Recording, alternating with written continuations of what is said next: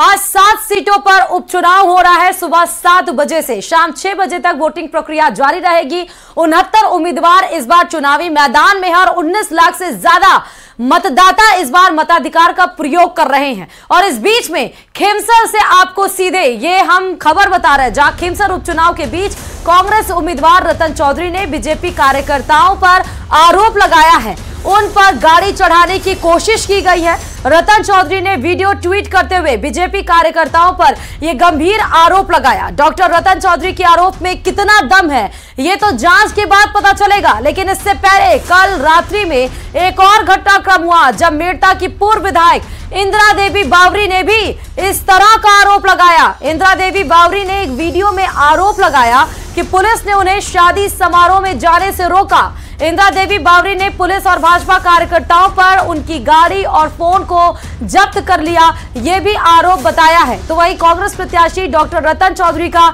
यह बड़ा आरोप निकलकर सामने आया। वीडियो ट्वीट करते हुए उन्होंने गाड़ी चढ़ाने का आरोप लगाया है, बीजेपी कार्यकर्ताओं पर गाड़ी चढ़ाने का आरोप लगाया गया है, वीडियो ट्वीट किया गया है। खीमसर में आरोप प्रत्यारोप का दौर जारी है। पूर्व विधायक इंदिरा बावरी ने भी आरोप लगाया था। इंदिरा बावरी ने पुलिस पर फोन जब्त करने का आरोप लगाया, बीजेपी कार्यकर्ताओं पर परेशान करने का आरोप लगाया। तो आप देखिए आरोप प्रत्यारोप के बीच में आज खीमसर में आज आपको बताते चले कि मतदान भी है और यहां पर त्रिकोणीय मुकाबला बेहद ही ज्यादा दिलचस्प माना जा सकता है, क्योंकि नागौर की खीमसर सीट बेहद ही ज्यादा हॉट सीट मानी जा रही है।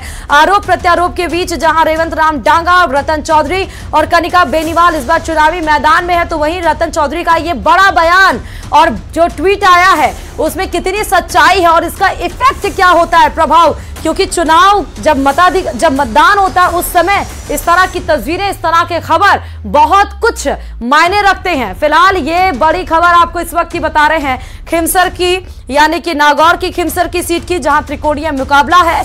और इस बीच में अब देखना होगा कि ये जो डॉक्टर रतन चौधरी जो कि कांग्रेस की उम्मीदवार है इस बार चुनावी मैदान में भी हैं, ये जो आरोप लगाया गया उसमें कितना दम है। आज देख सकते हैं कि अभी तो वो निर्वाचित भी नहीं हुए हैं, उसके बाद भी भारतीय जनता पार्टी के उम्मीदवार के कार्यकर्ता आज सुबह मेरे ऊपर गाड़ी चढ़ाने का पूरा इन लोगों ने प्रयास किया। बीजेपी के जो कार्यकर्ता ने मेरी गाड़ी को पूरी को घेर के और पुलिस में मेरा फोन और मेरी गाड़ी जब्त करने का बोल रहा है। तो ऐसी समाज की लेडी हूँ और मैं तो खीमसर के पूरे लोगों से मैं निवेदन करना चाहती हूँ कि मैं विधायक होते आते ये परेशान कर रहे हैं, ऐसे तो आम आदमी का क्या होगा। और इस बीच में हमारे साथ वरिष्ठ पत्रकार आशुतोष जी लगातार जुड़े हुए हैं, उनसे ही हम आज बात करेंगे, समीकरण समझेंगे और उपचुनाव में क्या कुछ होने वाला या हो रहा है वो समझेंगे। आशुतोष जी, बहुत स्वागत आपका उपचुनाव के दंगल में। आज ये समझना जरूरी है कि 7 सीटों में से 4 सीटें अगर कांग्रेस के खाते में थी, एक बीजेपी, एक बीएपी, एक आरएलपी, आज गठबंधन कोई नहीं, लेकिन साख दांव पर सबकी लगी हुई है। क्या कुछ आप अभी तक के वोटिंग कास्ट जो हुए हैं उससे क्या कुछ समझ रहे हैं? देखिए, बिल्कुल श्रुति जी, जैसा कि मैं 7 सीटों पर उपचुनाव हो रहे हैं, भारतीय जनता पार्टी के पास 1 सीट थी, 4 कांग्रेस के पास थी। तो निश्चित तौर पर राजनीतिक दल के हिसाब से देखें तो कांग्रेस के लिए ज्यादा टफ टास्क मुझे नजर आ रहा है कि उसको अपनी 4 सीटें रिटेन करनी है। भारतीय जनता पार्टी के लिए टास्क की बात कर रहा हूं मैं, टास्क थोड़ा इजी इसलिए नजर आ रहा है कि अगर वो 1 से बढ़कर 2 पर भी पहुंचते तो उनके लिए ये जीत वाली स्थिति होगी। लेकिन मुझे लगता है कि राजनीतिक दलों, सरकार से ज्यादा, दोनों के लिए, मैं राजनीतिक दलों सरकार दोनों की बात कर रहा हूं, उससे ज्यादा यहां पर ये जो 7 सीटों पर उपचुनाव हो रहे हैं, इसमें नेताओं की व्यक्तिगत छवि को मैं ज्यादा दांव पर मानता हूं। सरकार के ऊपर कोई फर्क नहीं पड़ने वाला है, राजनीतिक दलों की स्थिति पर कोई बहुत ज्यादा विधानसभा में फर्क नहीं पड़ने वाला इन सीटों के हारने जीतने से। लेकिन यह तमाम 7 सीटें ऐसी हैं जो मुख्यमंत्री भजन लाल के मुख्यमंत्री बनने के बाद में, हालांकि 2 उपचुनाव हुए हैं, जिस तरह के परिणाम आए थे उसके बाद ऐसे में यह है कि बड़ा चुनाव 7 सीटों का एक साथ हो रहा है, तो मुख्यमंत्री भजन लाल की छवि, व्यक्तिगत छवि मैं दांव पर मानता हूं। मदन राठौर प्रदेश अध्यक्ष बनने के बाद में भारतीय जनता पार्टी के पहला विधानसभा चुनाव है, ऐसे में 7 सीटें मैं उनके लिए महत्वपूर्ण मानता हूं। अशोक गहलोत, सचिन पायलट, राज्य के साथ में डोटासरा साहब के लिए मैं इस चुनाव को ज्यादा व्यक्तिगत तौर पर महत्वपूर्ण मानता हूं, क्योंकि उन्होंने कुछ सीटों पर सीधे सीधे अपने पसंद के उम्मीदवारों को टिकट दिलाया है। हनुमान बेनीवाल के लिए मैं चुनाव महत्वपूर्ण मानता हूं, क्योंकि अगर वो आज इस एक विधानसभा सीट को चुनाव को खो देते हैं तो एक की गिनती नहीं होंगे, बल्कि विधानसभा में उनकी संख्या शून्य हो जाएगी। यहां इसलिए महत्वपूर्ण है क्योंकि एक संख्या भी एक विधानसभा में आपका प्रतिनिधित्व तो खत्म हो जाएगा। तो वही राजकुमार रौत के लिए मुझे जो चुनौती नजर आ रही है वो इस तौर पर नजर आ रही है कि क्या जितने मार्जिन के साथ में 80% आबादी वाला वह क्षेत्र 84 को माना जाता है, क्या वहां पर जिस तरह का प्रदर्शन ये माना जाता था कि एक तरफा वोटिंग और एक तरफा परिणाम आते हैं, कांग्रेस और भाजपा दूसरे और तीसरे जगह के लिए लड़ रही होती है, क्या इस बार की 84 के विधानसभा के परिणाम जब आएंगे तो क्या उसी तरीके के आएंगे कि एक तरफा राजकुमार रौत ने जीत हासिल की, या वहां भी कड़ा मुकाबला देखने के लिए मिलेगा? मतलब जो कैंडिडेट्स हैं आशुतोष जी, वो ठीक है कि उनकी साख दांव पर लगी है, लेकिन वरिष्ठ जो नेता है उनकी प्रतिष्ठा उनसे आगे कहीं ना कहीं चुनौती बनती हुई दिखाई पड़ रही है। आशुतोष जी, अब ये बताइए, क्योंकि उपचुनाव का नतीजा हमेशा से रहा है कि बीजेपी के फेवर में नहीं रहा है 7 सीटों पर, इस बीच में उपचुनाव हो रहे हैं, लेकिन इस बीच में आपको बड़ी खबर बता देते हैं। बड़ी खबर यह है कि नरेश मीणा ने एसडीएम को थप्पड़ मार दिया है। बड़ी खबर, देवली उनियारा से निर्दलीय प्रत्याशी नरेश मीणा, जिनके जनसभाओं में भारी भीड़ उमड़ती हुई दिखाई पड़ी, और ये अंदाजा लगाया जा रहा था कि नरेश मीणा के जनसभाओं में जो भारी भीड़ निकल कर सामने आ रही है, अगर वो वोटों में तब्दील हो जाती है तो यहां पर एक टफ फाइट दिया जाएगा। लेकिन इस बीच आप देखिए, निर्दलीय प्रत्याशी जरूर है लेकिन अपने जोश पर काबू नहीं रख पाए, और मतदान की प्रक्रिया के बीच में नरेश मीणा ने एसडीएम को जोरदार थप्पड़ मारा है। बड़ी खबर आपको टोक के देवली उनियारा से इस वक्त की बता रहे हैं, आप देख सकते हैं, क्योंकि यहां पर देवली उनियारा में राजेंद्र गुर्जर बीजेपी, केसी मीणा कांग्रेस, नरेश मीणा निर्दलीय प्रत्याशी के तौर पर चुनावी मैदान में है, और नरेश मीणा ने एसडीएम को थप्पड़ मारा है। अभी तक की सबसे बड़ी खबर आपको हम बता रहे हैं उपचुनाव के दंगल से, जहां एक निर्दलीय प्रत्याशी, एक नेता खुद चुनावी मैदान में है, जो वोटों की अपील कर रहा है लोगों से, वो खुद अपने आपे पे काबू ना रखते हुए एसडीएम को सीधे एक प्रशासनिक अधिकारी को किस तरह से उसने थप्पड़ मारा है, ये बड़ी खबर इस बीच में आपको निकल कर आ रही है। जो आपको बताया टोक के देवली उनियारा से, ये बेहद ही अहम खबर, बेहद ही बड़ी खबर आपको बता रहे हैं, जहां पर कांग्रेस प्रत्याशी के लिए यहां पर एक तरह से मुश्किलें तो नजर आ रही थी, लेकिन नरेश मीणा ने जो इस समय थप्पड़ मारा है एसडीएम को, अब ये क्यों मारा गया है इसके बैकग्राउंड में भी जब हम बताएंगे आपको, लेकिन इस बीच में आप देखिए कि एसडीएम को थप्पड़ मारा है देवली उनियारा से निर्दलीय प्रत्याशी हैं नरेश मीणा। दौलत हमारे संवाददाता इस खबर पर जुड़ चुके हैं, क्यों मारा गया है थप्पड़? दौलत, समझाइश का दौर चल रहा था, बूथ की तरफ ये नरेश मीणा गए थे वहां पर, हालांकि पुलिस का जाब्ता यहाँ बड़ी संख्या में मौजूद है। ये समझाइश का दौर फिर भी चल रहा, किस तरह की बातचीत हुई अंदर, क्या कुछ एक तस्वीर भी सामने आई है, हालांकि पुलिस का और इस मामले में भी फिलहाल कुछ भी नहीं कहना है, लेकिन तस्वीर में दिख रहा है कि हाथापाई हुई, और हाथापाई के दौरान नरेश मीणा ने एक थप्पड़ जड़ने की कोशिश की। जी बिल्कुल, यही फिलहाल यानी सामने आ रहा। जी नहीं, ये समझाइश किस बात की हो रही थी, क्यों इतने गुस्से में आ गए? हाँ। मतदान प्रतिशत बढ़ाने को लेकर के जिस तरह से लगातार वोटिंग करने की अपील की जा रही थी और मतदान का बहिष्कार सुबह से किया जा रहा था, इसी दौरान ये धरने पर बैठे हुए हैं नरेश मीणा यहाँ पर ग्रामीणों के साथ में, और मतदान का बहिष्कार किया जा रहा है। इसी दौरान यहाँ बूथ पर ये बातचीत करने गए हुए थे, और कहासुनी होने के बाद में ये चीजें सामने आई। जी अच्छा, मतलब, और यहाँ पर देवली उनियारा की अगर हम बात करें पिछले साल की, मतलब 2023 की, तो 73.57% वोटिंग हो चुकी थी, और अभी भी कुछ 15 से 20% के बीच में यहाँ पर वोटिंग है। अच्छा, अभी वहां पे सिचुएशन क्या है, क्या अंडर कंट्रोल है सिचुएशन? बिल्कुल, अभी तो अंडर कंट्रोल है, ग्रामीण है वो अब एक जगह पर बैठे हुए हैं, पुलिस का जाब्ता वो मौके पर तैनात है, बूथ है बिल्कुल खाली है। हाँ। पुलिस का जाब्ता बुलाया गया है, ग्रामीणों की ओर से कलेक्टर को बुलाने की मांग की जा रही है, लेकिन हालांकि फिलहाल यहाँ शांति है। क्या ये पहले से मौजूद थे कि अचानक से आए थे?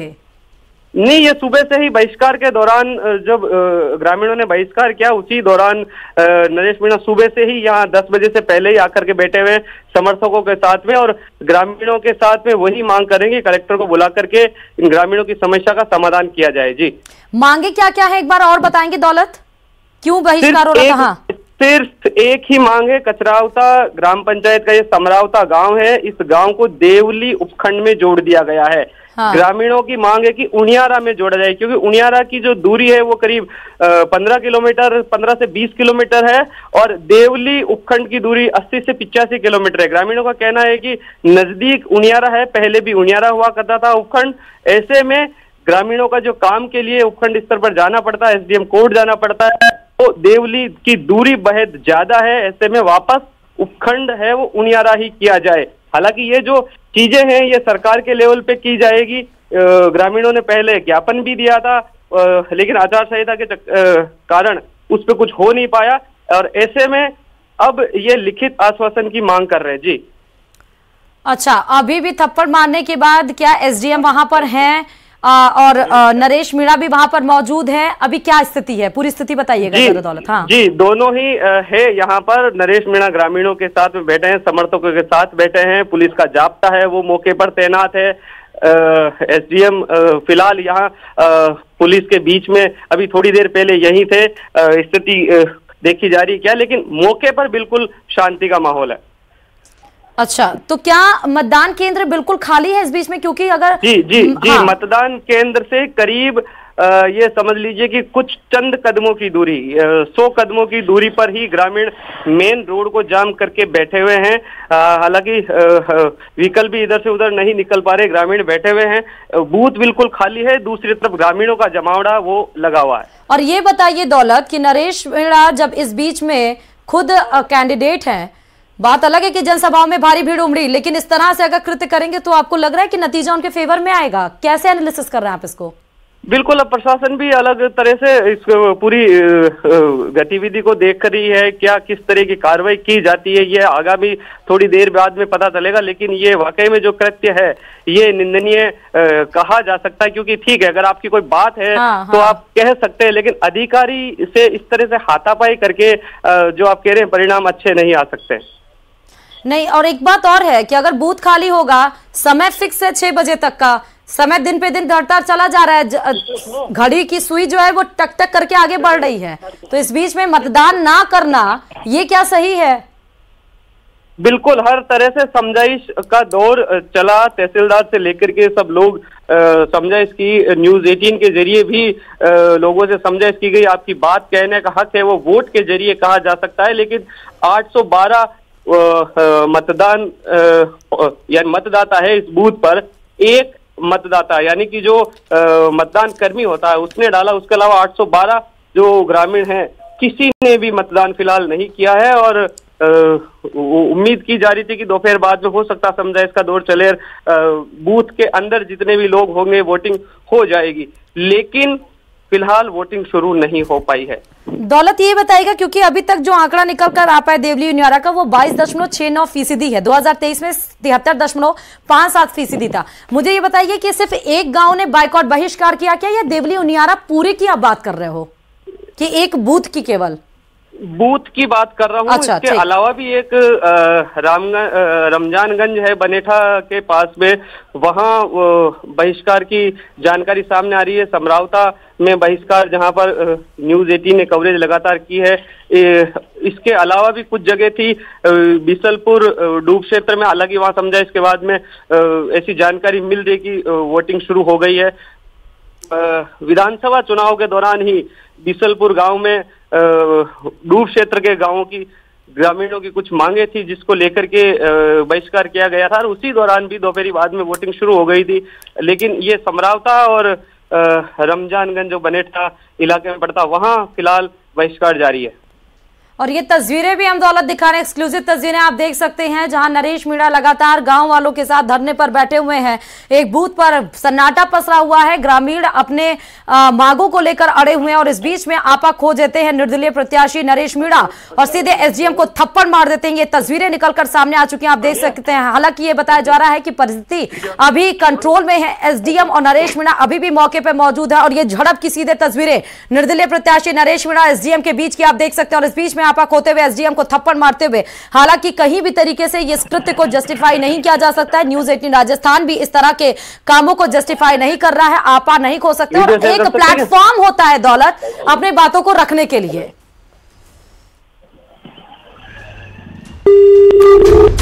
ठीक है, दौलत से हम कनेक्ट करेंगे, लेकिन ये सीधे तस्वीरें आप देखिए। अभी तक के 7 सीटों पर जो उपचुनाव हो रहे हैं उसमें पहली तस्वीर ये निकल कर आई है कि कोई प्रत्याशी अपना आपा खो देता है और वो प्रशासन से भिड़ जाता है, एसडीएम को थप्पड़ मार देता है। हालांकि होना ये चाहिए, अगर नरेश मीणा जी को वो बात सही लगती है, ग्रामीणों का वो सपोर्ट करना चाहते हैं और उनको लगता है इस तरह से सपोर्ट करने के बाद अगर वो ग्रामीण उनके फेवर में वोट देंगे, तो आजकल का जो वोटर है वो बहुत ही ज्यादा स्मार्ट है, उसको पता है कि उसको किसको वोट देना है और किन मुद्दों पर वोट देना है। इस तरह से काम कर हो सकता है कि रिजल्ट उनके फेवर में ना आए। हालांकि ये सीधे तस्वीरें, 2 तस्वीरें आप देखिए, निर्दलीय प्रत्याशी नरेश मीणा और एसडीएम के बीच की ये झड़प की तस्वीरें। दूसरी तरफ नरेश मीणा, अभी फिलहाल जो परिस्थिति है वो शांत बताई जा रही है, लेकिन फिर भी नरेश मीणा प्रत्याशियों, वो जो लोग हैं, जो ग्रामीण के लोग हैं, उनके साथ धरने पर बैठे हुए हैं। एक बूथ पे सन्नाटा पसरा हुआ है। समय आपका हो चुका है 12:42, शाम के 6 बजे तक ही सिर्फ आप वोट कास्ट कर सकते हैं। समय बीत रहा है, इसलिए यहां पर बेहद जरूरी है कि आप अपने मताधिकार का प्रयोग करें, जाके वोट कास्ट करें। फिर आपके जो मुद्दे हैं वो तभी आप उठा सकते हैं। मुद्दे चलते रहेंगे, लेकिन आज का दिन गुजर जाएगा तो आप वोट नहीं का। अब ये स्ट्रैटेजी है नरेश मीणा की, ताकि वोटों का बंटवारा हो या क्या है, क्योंकि इस तरह से जो उन्होंने काम किया है इससे उनका ही लॉस कहीं ना कहीं नजर आ रहा है। आप देखिए कि कितना अफवाह खो लेते हैं, एक जाते हैं और एक झाड़ियों में से एक डंडा तोड़ लेते हैं, उसको उठाते हैं, थप्पड़ मार देते हैं। इस तरह से अगर कोई कैंडिडेट उतरता है तो वो जनता को भी देखना चाहिए कि कैंडिडेट जिसको आप चुनने के लिए जा रहे हैं वो किस तरह से आपके बातों को किस वे में रखता है, किस प्लेटफॉर्म में, और क्या उसका डेकोरम होता है, जो कि सबसे ज्यादा मेंटेन करने की जरूरत है। फिलहाल ये टोक के देवली उनियारा से जहां पर हम बात करें कि त्रिकोणीय मुकाबला है, और यहां पर क्योंकि ये सीट हमेशा से परिवर्तित होती रही है। ये बात अलग है कि पिछले 2 चुनाव से कांग्रेस के हरीश मीणा यहां से लगातार विधायक बनते आ रहे हैं और उससे पहले बीजेपी के प्रत्याशी राजेंद्र गुर्जर विधायक रहे हैं, और बीजेपी ने 2023 के चुनाव में राजेंद्र गुर्जर का टिकट काटा था। लेकिन इस बार फिर से जब उपचुनाव हो रहा है तो राजेंद्र गुर्जर को चुनावी मैदान में उतारा गया है, इसलिए टफ फाइट आप मान सकते हैं कि राजेंद्र गुर्जर और नरेश मीणा जो निर्दलीय प्रत्याशी थे। नरेश मीणा को इसलिए हम काउंट कर रहे हैं क्योंकि जितनी भी उनकी जनसभाएं हुई उसमें भारी भीड़ उमड़ते हुए दिखाई पड़ा है। तो इस बीच में आप ये देखिए 2 तस्वीरें, दौलत हमारे संवाददाता,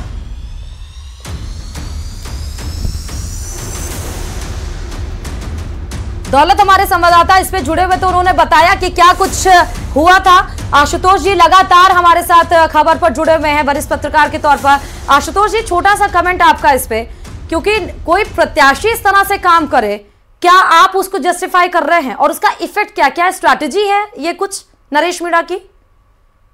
देखिए श्रुति जी, स्ट्रेटेजी चाहे जो हो, लेकिन निश्चित तौर पर ऐसे कदमों का आप स्वागत नहीं कर सकते हैं। हाँ। लोकतंत्र में और मतदान का दिन खास तौर पर लोकतंत्र के लिए बहुत पावन दिवस होता है। ऐसे में इस तरह की तस्वीर आना निश्चित तौर पर लोकतंत्र के लिए एक अच्छी तस्वीर नहीं है, वह चाहे कोई भी प्रत्याशी हो, निर्दलीय प्रत्याशी हो। और हालांकि नरेश मीणा चुनाव जरूर निर्दलीय लड़ रहे श्रुति, लेकिन एक बड़े नेता रहे हैं, बड़े समझदार नेता के तौर पर प्रदेश में उनको जाना जाता है। केवल देवली उनियारा नहीं बल्कि प्रदेश में नरेश मीणा का अपना एक स्थान राजनीति में है। तो निश्चित तौर पर इस तरह की जो तस्वीर आई है वो सुखद नहीं है लोकतंत्र के लिए।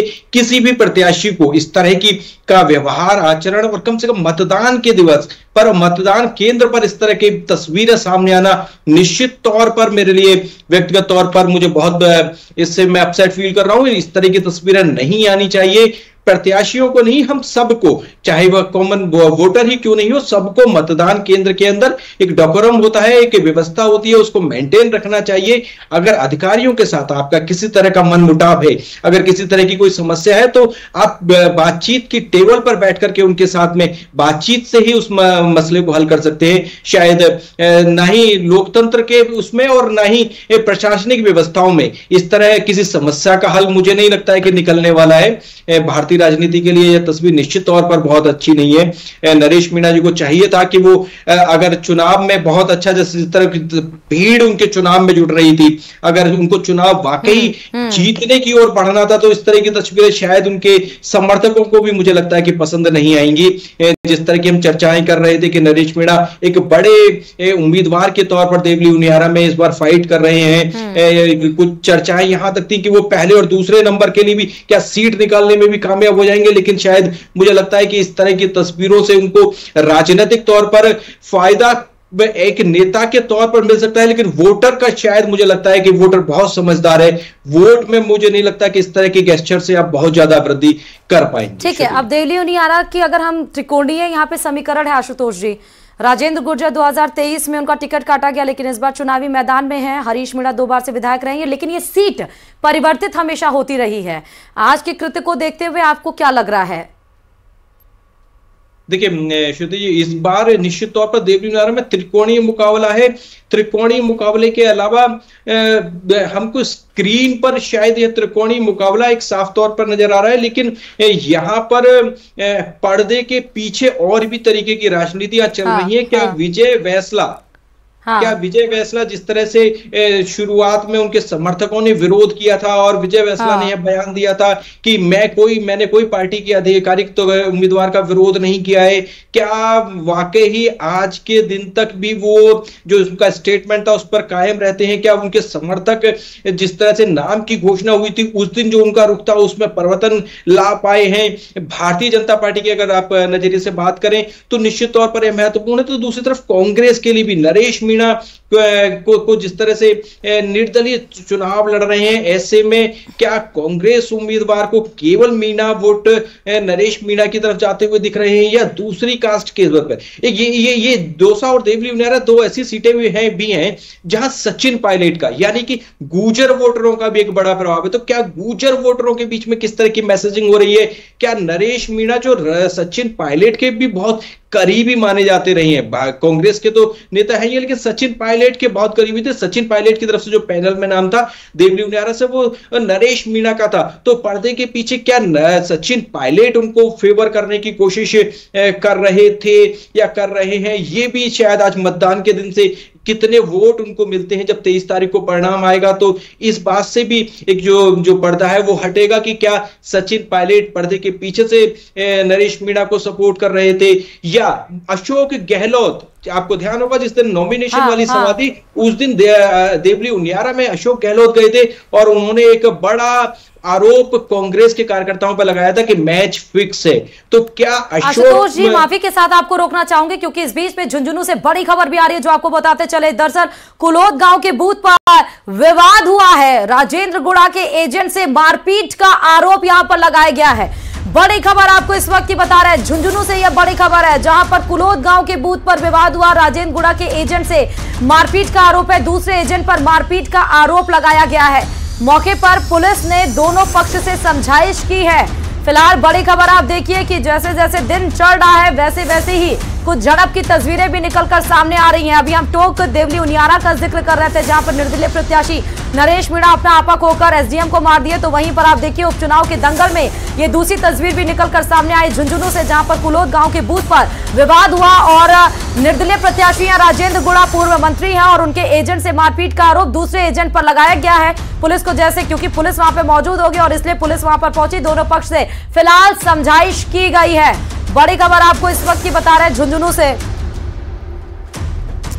इस बार भी झुंझुनू में त्रिकोणीय मुकाबला है। एक तरफ राजेंद्र बाबू बीजेपी तो अमित ओला कांग्रेस और राजेंद्र गुड़ा निर्दलीय हैं।